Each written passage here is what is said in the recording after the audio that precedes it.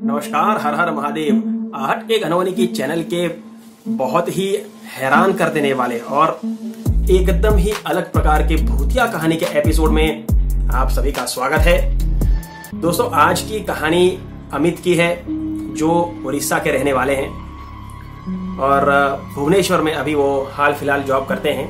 और ये किस्सा जो उनके साथ में हुआ है वो भी भुवनेश्वर में ही हुआ है। अमित के साथ में जो घटना हुई, उस घटना के बारे में बात करने से पहले आपको अमित का थोड़ा बैकग्राउंड में बता दूं ताकि आप इस कहानी से रिलेट कर पाएं। अमित एक बहुत ही लोअर मिडिल क्लास फैमिली से हैं। माता पिता की चौथी संतान है और गरीबी इतनी ज्यादा थी इनके घर में कि बच्चों को पढ़ाने के पैसे माँ बाप के पास में नहीं थे। सरकारी स्कूल में पढ़े थे, वो भी सिर्फ 12वीं तक। उसके बाद में घर चलाने के लिए, माता पिता को मदद करने के लिए अमित को भी पढ़ाई छोड़ देनी पड़ी। और उसके बाद ही वो अपना छोटा सा टाउन छोड़ करके भुवनेश्वर चले गए थे। वहां पे उन्हें छोटी मोटी कुछ नौकरियां मिलती रही, जिससे वो कुछ पैसा जमा करते रहे, कुछ घर पे देते रहे। इसके बाद में ऐसे काम करते करते इन्हें अभी एक 3 स्टार होटल में नौकरी मिली है और वहां पे वो सैलरी और टिप वगैरह का पैसा मिला करके ठीक ठाक पैसा कमा लेते हैं, जिससे अपना घर भी चला लेते हैं और अपने माँ बाप को भी पैसा भेज देते हैं।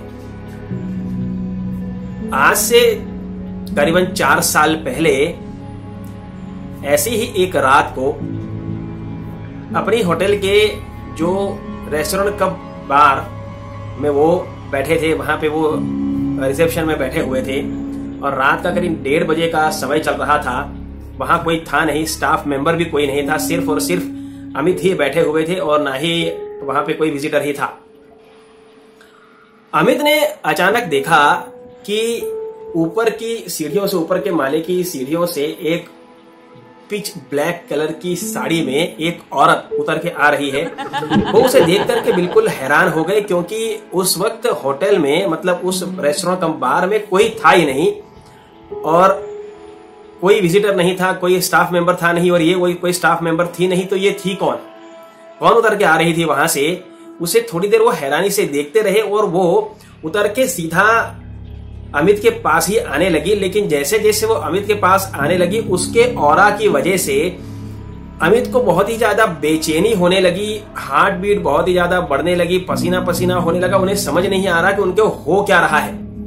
वो अपने काउंटर से बाहर निकल करके दूसरे स्टाफ मेंबर को चिल्लाना चाहते थे, क्योंकि वो डर गए थे इतना ज्यादा उस औरत को देख करके। लेकिन तभी वो इनके पास पहुंच गई और उसे देख करके ये नीचे गिर गए। जैसे ही अमित नीचे गिरे हैं, उस औरत ने अपना पांव अमित जी के सर पर रख के ऐसे जोर से दबाया है। अमित जी का कहना है कि वो पांव काफी बड़ा था साइज में, मतलब किसी लंबे चौड़े 6-7 फुट लंबे आदमी का भी पांव इतना बड़ा नहीं होता है जितना बड़ा उस औरत का पांव था। और उसने कसकसा के इतनी जोर से उनका सर जमीन में दबाने लगी। उस वक्त अमित को ऐसा लगा कि अब वो जैसे मर ही जाने वाले हैं।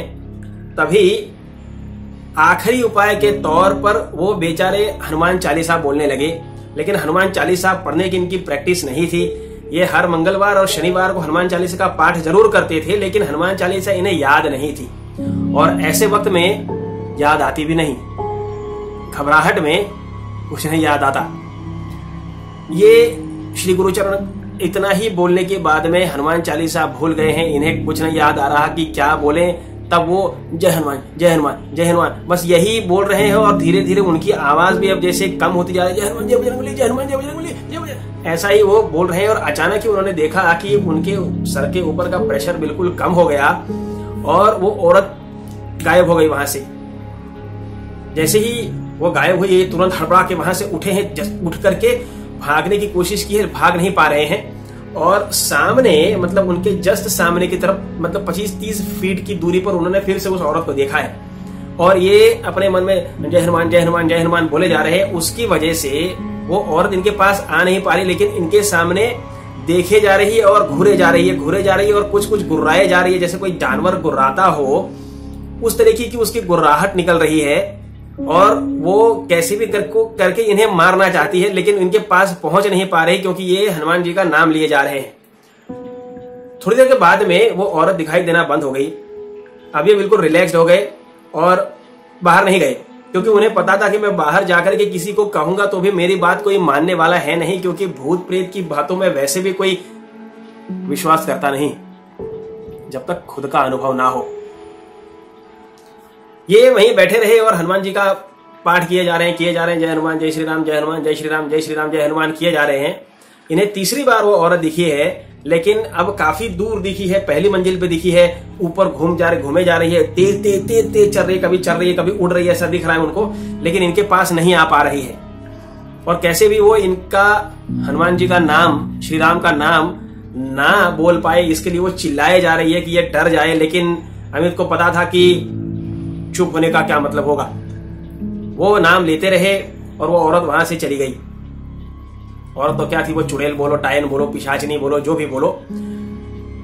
उस दिन के बाद से अमित ने एक सबक सीख लिया कि उन्होंने हमेशा से अपने पास में मिनी हनुमान चालीसा रखना शुरू कर दिया अपने पॉकेट में, और रात के समय खुद ही जब भी उनकी नाइट ड्यूटी रहती तो अपने आप ही रात के समय जैसे ही फ्री होते वो हनुमान चालीसा पढ़ने लगते। अब एक आध हफ्ते बाद में फिर से वही औरत उन्हें फिर से दिखाई दी है, लेकिन ये चालीसा पढ़ने की वजह से उनके पास नहीं आ पा रही थी। वो दूर से ही दिखती, फिर उन्हें लगता कि ऐसे चल फिर रही है। कई बार कोई चीज उठा करके फेंक के इनके तरफ फेंकती, ये बच जाते।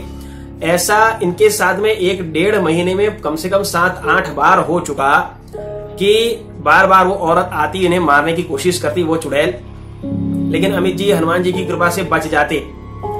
अब अमित जी को धीरे धीरे हनुमान चालीसा भी पूरी रट गई, वो उन्हें याद थी और ये उन्होंने नियम ही बना लिया था कि वो हनुमान चालीसा का पाठ अपने मन में हमेशा करते। फिर भी जब ये इंसिडेंट ज्यादा होने लगे तो वो मंदिर गए, मंदिर में जाकर के पुजारी से बात की, तो पुजारी ने कहा कि बेटा अगर मेरी मानो तो तुम ये नौकरी छोड़ दो, क्योंकि अगर बार बार वो औरत तुम्हारे पास आ रही है तो ये खतरे की घंटी है। हो सकता है कि कभी तुम कमजोर पड़ो तो तुम पर वो हावी हो जाए। लेकिन उस समय अमित ने जो मन में सोचा था वो वाकई में बहुत ही बढ़िया था, सैल्यूट करना चाहिए। उन्होंने यही कहा कि मैं कमजोर पड़ सकता हूं, हनुमान जी तो कमजोर नहीं पड़ सकते ना, और अगर अब भाग गया तो भगवान के ऊपर भी भरोसा नहीं रह जाएगा। तो जाना तो नहीं है, जाएगी तो वही, अगर वो नहीं जाएगी तो मैं भी नहीं हटने वाला वहां से। अमित जी अपना पाठ करते रहते। पंडित जी ने उन्हें एक रक्षा कवच बांध के दे दिया था। उसके बाद भी 2-3 बार वो औरत इन्हें दिखी, लेकिन अब बहुत ही दूर रहती, इनके नजदीक बिल्कुल भी नहीं आती। और धीरे धीरे 4-5 महीनों के बाद में वो एकदम से ही दिखाई देना बंद हो गई। स्टाफ के किसी भी मेंबर को ऐसा कोई अनुभव नहीं हुआ था, ना कभी बाद में, ना अमित को ये अनुभव होने के बाद में भी स्टाफ में किसी भी मेंबर को ये अनुभव नहीं हुआ था।